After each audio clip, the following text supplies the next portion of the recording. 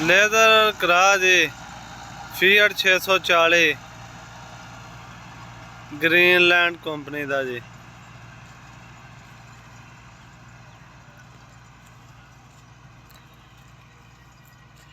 उन्होंने मलोम होया भी ये हुण मुल्क नूं बचाउंदा है गल आ सी।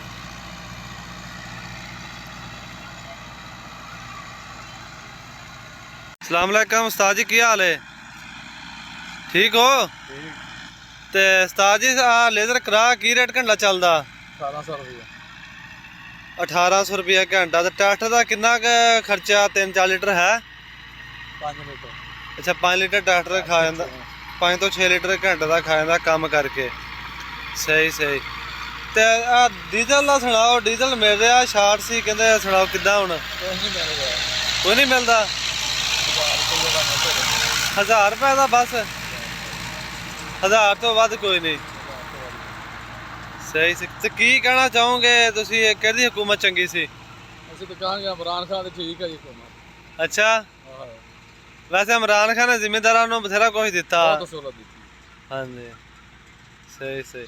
दोस्तों तुसीं सुन लिया ड्राइवर भाई दियां गल्लां कि साडे इलाके च इधर फोटाबाज दे एरिए विच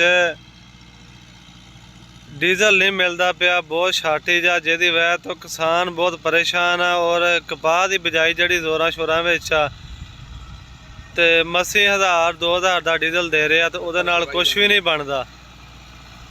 ਉਹਦੇ ਨਾਲ 1000-2000 15 ਲੀਟਰ ਨਾਲ 10 ਲੀਟਰ ਨਾਲ ਉਹ ਕੀ ਕਰੇ ਉਹ ਬੰਦਾ ਜ਼ਿਮੀਂਦਾਰ ਕੰਮ ਮਰੱਬੇ ਜਾਏਗਾ ਟਰੈਕਟਰ ਲੈ ਕੇ ਤੇ ਬਸ ਡੀਜ਼ਲ ਖਤਮ। ਇਹ ਵੇਖ ਲਓ ਜੀ ਫੀਐਟ 640 ग्रीनलैंड कंपनी का लेजर करा वा मगर ये तो माशाल्लाह बड़ा ही जबरदस्त ट्रैक्टर चल रहा जी। जिमीदार हुण जी इमरान खान नूं याद करते हैं कि उसकी हुकूमत चंगी सी, जिमीदारां दे हक चो ठीक सी बंदा।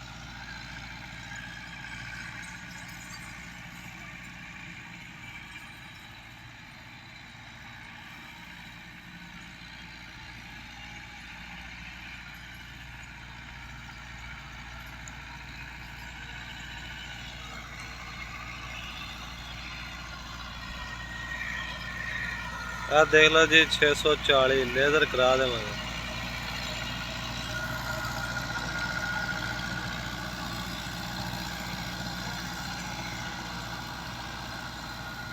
दोस्तों ये नाल ही चाहते थोड़े को इजाजत है, साडे चैनल नूं सबसक्राइब करियो, वीडियो नूं लाइक करियो, दुआवां 'च याद रखियो। अल्लाह हाफिज़।